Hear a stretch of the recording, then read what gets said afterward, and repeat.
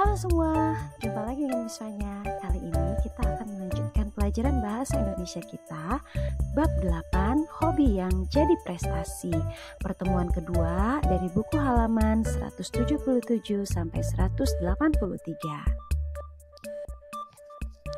Berdiskusi. Berdiskusilah dengan 3 teman kalian, lalu jawablah 3 pertanyaan berikut ini. Yang pertama, sebutkan 2 tokoh utama pada cerita yang kita sudah baca di pertemuan sebelumnya. Lalu yang kedua, bagaimana sikap teman-teman terhadap Joko Kendil? Dan yang ketiga, setujukah kalian dengan sikap mereka? Lalu, mengapa? Berikan alasan kalian. Kemudian laporkan hasil diskusi kalian kepada guru. Nah, berikut jawaban dari Miss Fanya. Sebutkan 2 tokoh utama pada cerita yang kita sudah baca, yaitu Joko Kendil dan Si Gundul. Lalu pertanyaan yang kedua, bagaimana sikap teman-teman terhadap Joko Kendil? Sikap teman-teman terhadap Joko Kendil yaitu mereka suka mengejeknya. Lalu yang ketiga, setujukah kalian dengan sikap mereka? Kalau Miss Fanya sih tidak setuju. Mengapa? Karena mengejek merupakan perbuatan yang tidak baik. Nah, kegiatan selanjutnya yaitu berbicara. Apakah kalian punya cerita rakyat kesukaan? Lalu kalau punya apa judulnya? Kemudian bagaimana ceritanya? Nah, di sini misalnya juga mau coba jawab ya. Misalnya punya cerita rakyat kesukaan. Nah, judulnya yaitu Timun Mas, seperti gambar yang ada di sini. Bagaimana ceritanya? Berikut ceritanya. Dongeng Timun Mas mengisahkan seorang perempuan bernama Mbok Srini yang ingin memiliki anak. Karena dirinya merasa kesepian, tinggal sendirian setelah suaminya meninggal. Suatu hari, raksasa mendatangi Mbok Srini dan mau memakan anaknya. Namun, Mbok Srini tidak mempunyai anak. Lalu raksasa memberikan biji timun untuk ditanam. Berdasarkan perintah sang raksasa, Mbok Srini harus merawat biji timun itu hingga menjadi anak perempuan yang nantinya harus diserahkan kembali kepada raksasa untuk dimakannya. Biji timun tadi kemudian tumbuh menjadi seorang anak yang diberi nama Timun Mas. Raksasa pun datang dan ingin memakan Timun Mas. Mbok Srini pun pergi ke gunung dan menemui petapa tua untuk meminta bantuan agar Timun Mas bisa melawan raksasa dan tidak dimakan. Petapa tua yang ditemui Mbok Srini pun memberikan 4 buah kantong berukuran kecil kepada Mbok Srini. Isinya biji timun, jarum, garam, dan terasi yang bisa digunakan oleh Timun Mas sebagai senjata untuk melawan raksasa. Raksasa pun datang dan mengejar Timun Mas. Timun Mas kemudian menggunakan benda-benda di dalam kantong-kantong tadi sebagai senjata untuk melawan sang raksasa. Pertama, Timun Mas melemparkan kantong berisi biji timun. Biji timun yang dilemparkan kemudian berubah menjadi ladang timun yang buahnya sangat lebat. Batang tumbuhan timun dari biji timun yang dilemparkan Timun Mas pun menghalangi raksasa untuk bisa mengejarnya. Karena batang timun itu terus melilit tubuh raksasa. Namun sang raksasa bisa melepaskan diri dari jeratan batang timun dan kemudian mengejar Timun Mas lagi. Timun Mas kemudian melemparkan kantong berisi jarum yang kemudian menumbuhkan pohon-pohon bambu yang tinggi dan tajam. Kemudian kaki sang raksasa pun jadi berdarah karena tertancap pohon bambu yang tajam tadi. Meski kakinya berdarah, raksasa tetap mengejar Timun Mas. Kantong ketiga yang berisi garam pun kemudian juga dilemparkan oleh Timun Mas. Dari garam yang dilemparkannya kemudian berubah menjadi lautan yang luas. Namun sama seperti saat 2 kantong sebelumnya dilemparkan, raksasa bisa dengan mudah melewati lautan luas itu. Terakhir, Timun Mas menaburkan isi dari kantong terakhir, yaitu terasi. Dari terasi yang dilemparkannya, kemudian terbentuk kubangan lumpur yang luas. Sang raksasa yang mengejar Timun Mas pun bercebur ke dalam kubangan lumpur itu.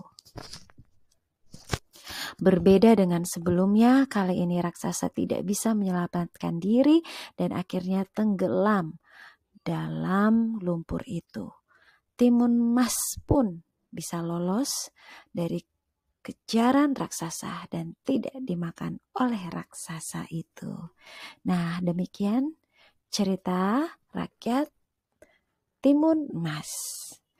Nah, tebaklah arti kata-kata berikut dengan bantuan gambar. Tuliskan dengan bahasa kalian sendiri. Yang pertama kesepian, lalu yang kedua gundul.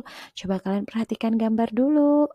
Nah, setelah itu silakan kalian jawab. Tulis arti dari kata-kata ini menurut hasil pengamatan kalian. Nah, kira-kira kesepian artinya apa ya berdasarkan gambar? Ya, kalau Miss Fanya jawab di sini sendirian, tidak ada yang menemani. Lalu gundul, menurut kalian artinya apa? Nah, artinya tidak punya rambut di kepala. Nah, aktivitas selanjutnya yaitu membaca. Teks prosedur berisi langkah-langkah membuat sesuatu. Nah, masih ingatkah kalian cara membuat ekobrik? Nah, itu juga contoh dari teks prosedur ya. Nah, bacalah teks berikut bergantian dengan teman kalian. Judulnya membuat mobil mainan dari kardus bekas. Gambar 1. Siapkan beberapa kardus kemasan bekas, 2 tusuk sate, dan 4 karet gelang. Lalu gambar 2, balik kardus kemasan sehingga yang ada di luar adalah bagian yang polos. Lalu gambar 3, buatlah roda dari kardus yang agak tebal, lubangi tepat di bagian tengahnya. Lalu gambar yang keempat, lubangi sisi badan mobil, ukurlah dengan teliti. Nah, gambar yang kelima, masukkan tusuk sate ke badan mobil, lalu pasang roda pada tusuk sate. Ikat karet gelang pada tusuk sate agar roda tidak lepas. Dan gambar yang keenam, kalian boleh menghias atau mewarnai mobil, kemudian mobil mainan siap dimainkan. Nah, selanjutnya menulis. Jawablah pertanyaan-pertanyaan berikut di buku tulis kalian. Yang pertama, sebutkan bahan-bahan yang digunakan untuk membuat mobil mainan. Lalu yang kedua, gambar mana yang menunjukkan cara memasang roda. Lalu gambar yang ketiga, langkah apa yang ditujukan oleh gambar nomor 3. Nah, dalam kegiatan ini kalian belajar menjelaskan informasi dalam bacaan. Yuk kita jawab sama-sama yuk satu persatu. Yang pertama, sebutkan bahan-bahan yang digunakan untuk membuat mobil. Nah, berdasarkan teks prosedur ini yaitu, nah jadi jawabannya yaitu beberapa kardus kemasan bekas, 2 tusuk sate, dan 4 karet gelang. Lalu pertanyaan kedua, gambar mana yang menunjukkan cara memasang roda? Kira-kira gambar mana nih? Gambar 1, gambar 2, gambar 3, atau gambar 4, gambar 5, atau gambar 6. Nah, jawabannya yaitu gambar 5. Kita lihat lagi ya gambar 5. Nah, ini dia. Nah, selanjutnya, langkah apa yang ditunjukkan oleh gambar nomor 3? Coba kita lihat gambar nomor 3. Nah, dari gambar nomor 3 kita tahu yaitu langkah membuat roda. Nah, selanjutnya berdiskusi. Berdiskusilah dengan 3 teman kalian. Gambar-gambar di halaman 183 menunjukkan langkah membuat mobil mainan dari botol plastik. Urutkan gambar-gambar tersebut, kemudian jelaskan cara membuat mobil mainan tersebut di depan kelas. Nah, kalau kita perhatikan, urutan gambar-gambar yang benar adalah B, D, A, C.